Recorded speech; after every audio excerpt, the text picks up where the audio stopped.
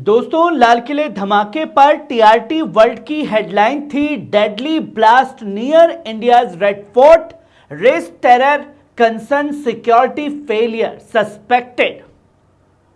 तुर्की की इस international media ने साफ लिखा कि यह आतंकी हमला हो सकता है और भारत की खुफिया एजेंसियां इस धमाके को रोकने में नाकाम रही।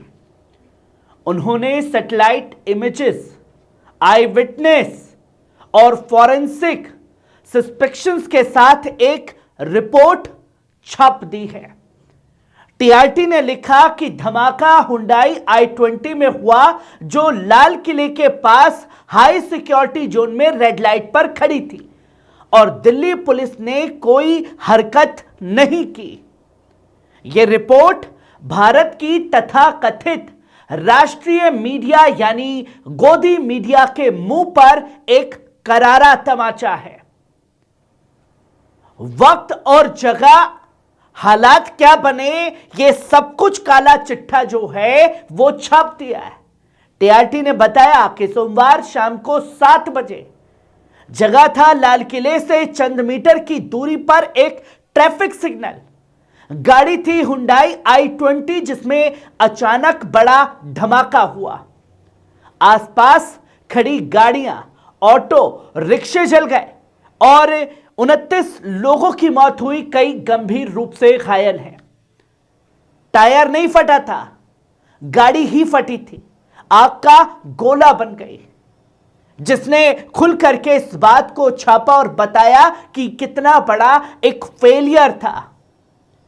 तुर्की ने यह छापा कि यह इलाका वीवीआईपी जोन है, रोज वीआईपी निकलते हैं, वीआईपी मूवमेंट होता है।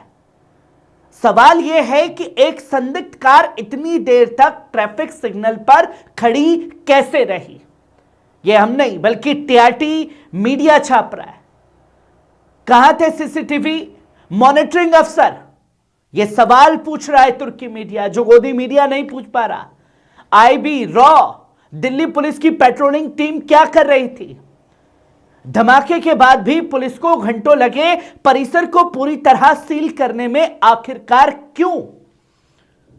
और फिर टीआरटी वर्ल्ड ने सवाल उठाया गृह मंत्री अमित शाह की बयानबाजी पर, जहां अमित शाह पहुंचे जगह पर और बोले हम हर एंगल से जांच करेंगे, सीसीटीवी देखेंगे, एनआईए को लगाया गया है। लेकिन क्या होना चाहिए था वहां पहुंच करके। टीआरटी वर्ल्ड के सवाल पूछता है, क्या अमित शाह सिर्फ बयान देने के लिए उस जगह पर गए थे? क्या वो सिर्फ चुनाव के वक्त गरजते हैं, धमाके पर नहीं? क्या कोई उन्होंने जिम्मेदारी ली? क्या यह माना कि हां हमारी चूक हुई है, इंटेलिजेंस से चूक हुई है, हमारी नाकामी है? और दूसरी बात छापी सीएम रेखा गुप्ता को लेकर के, जो 2025 में बीजेपी की तरफ से बैठाई गई। अब एक ट्वीट तक नहीं, वो अस्पताल पहुंची, पीड़ितों से उन्होंने मुलाकात की, पर तुर्की मीडिया ने पूछा क्या उनका काम सिर्फ पोस्टर छपवाना है? क्या कोई मुआवजे का ऐलान घायलों के लिए और मृतकों के लिए किया गया? क्योंकि हाईकमान का ऑर्डर नहीं आया था, तो कहां से कोई ऐलान होता। फिर सवाल जी न्यूज, आज तक, रिपब्लिक, एबीपी, एक भी चैनल ने धमाके की ग्राउंड रिपोर्ट नहीं काफी देर तक की।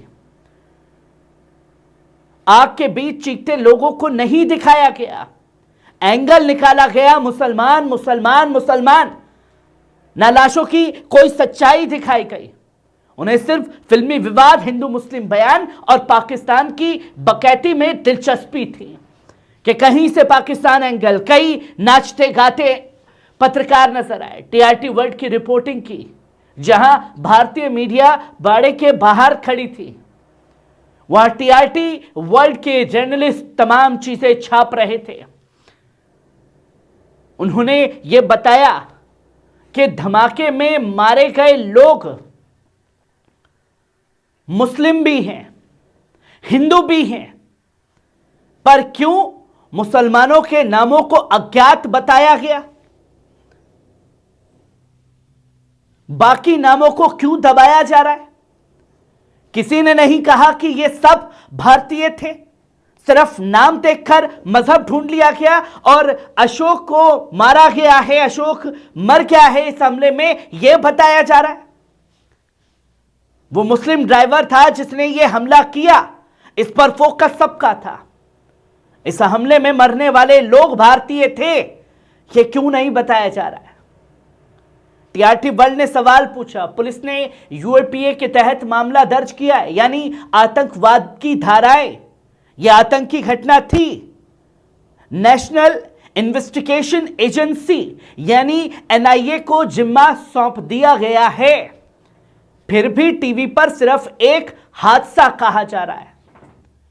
यह हादसा नहीं, बड़ा धमाका था, आतंकवादी घटना थी।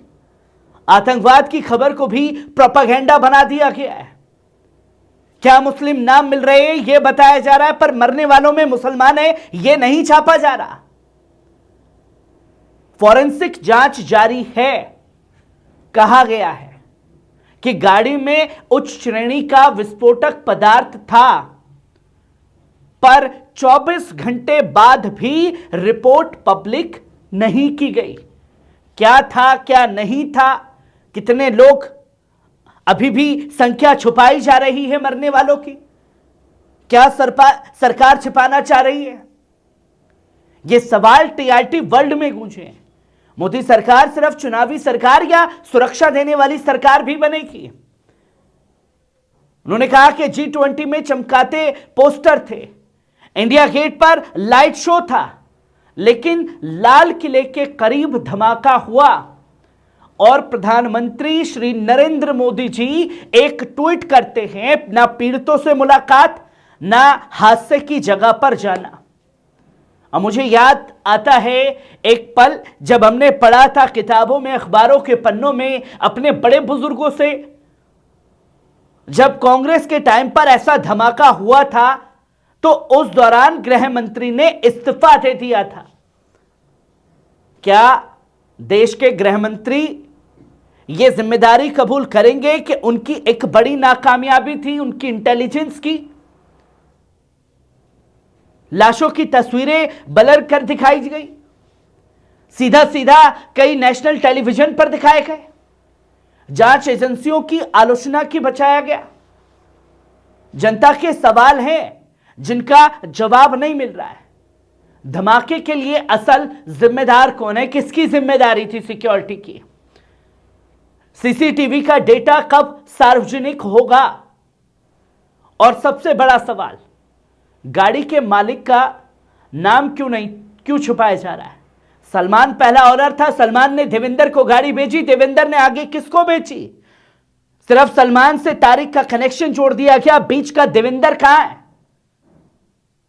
सुरक्षा एजेंसियों की जवाबदेही तय होगी या नहीं? क्यों इतना बड़ा धमाका हुआ? क्यों चूक हुई? ये तमाम सवाल जो हैं वो पूछे जा रहे हैं। क्या इस मुल्क में जान की कीमत सिर्फ चुनाव के वक्त होगी? क्या धमाकों में मारे लोगों की लाशों पर भी वोट गिने जाएंगे? यह सवाल लगातार खड़ा हो रहा है क्योंकि पीड़ित परिवार के बयान सामने आए थे। यह हमला एक मजहब पर नहीं बल्कि पूरे मुल्क पर था और जो चुप हैं वो जिम्मेदार हैं। उन्हें बोलना होगा, सवाल पूछना होगा कि आखिरकार इतनी बड़ी चूक कैसे हुई, क्यों हुई।